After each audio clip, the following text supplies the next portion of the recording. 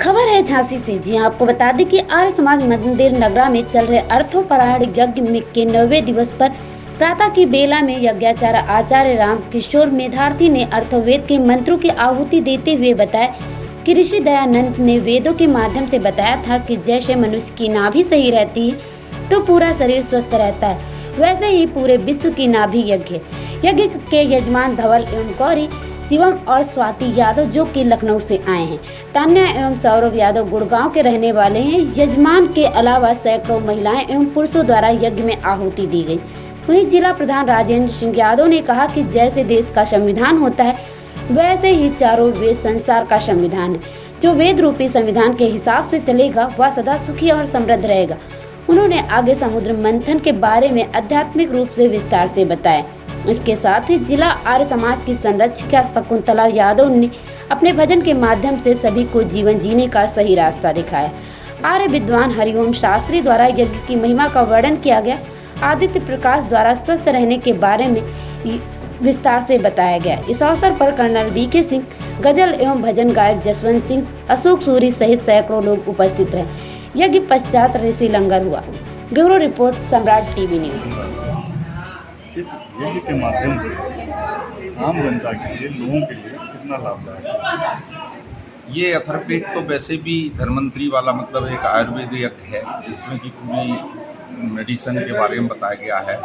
और यज्ञ अपने आप में ही एक मेडिसिन है जो समाज के दूषित वातावरण को शुद्ध करता है, पेड़ पौधों को। और यज्ञ के माध्यम से छोटे छोटे जीव जंतु, हर व्यक्ति के पास भोजन पहुंचता है।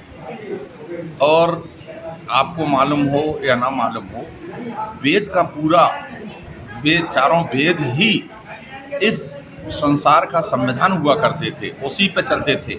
आज लोग बाग इसके विमुख हुए हैं, जिसकी वजह से आज ये स्थिति देश में और विदेशों में पैदा हो गई है।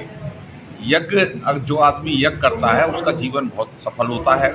और अथर्ववेद यज्ञ, वैसे तो चारों वेदों के यज्ञ महान है, लेकिन अथर्ववेद यज्ञ उसमें सबसे ज़्यादा उत्तम है, जिसमें 5932 ऋचाएँ हैं जिनके माध्यम से यहाँ पे आहुति दी है। और यहाँ पे लगभग रोज़ 100-150 लोग आके आहुतियाँ देते थे और विश्व कल्याण की कामना हम लोग करते थे। अगर बात करें हम नए बच्चों की, नए बच्चे जो हैं धीरे धीरे हमारी संस्कृति से विमुख होते जा रहे हैं, उनके लिए इस तरह का आयोजन कितना लाभदायक है?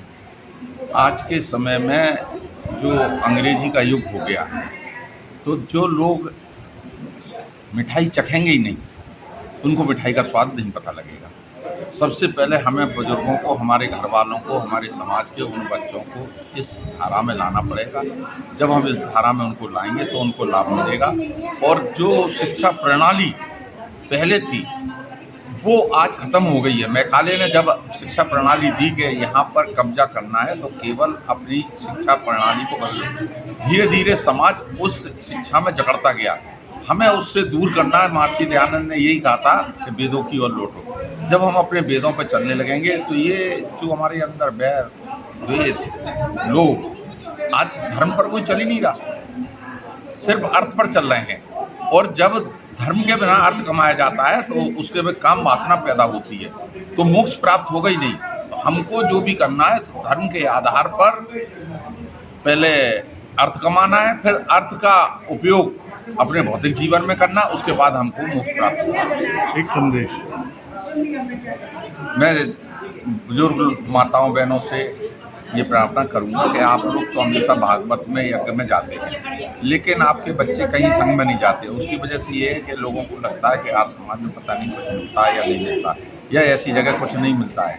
लेकिन वही बुजुर्गों को जब 60 साल बीत जाते हैं, उनको लगता है कि हमारा तो जीवन ही व्यर्थ चला गया, तब वो इस ओर आते हैं। और जबकि वो उस वक्त उस कार्य के लिए उनके अंदर ताकत नहीं रहती है।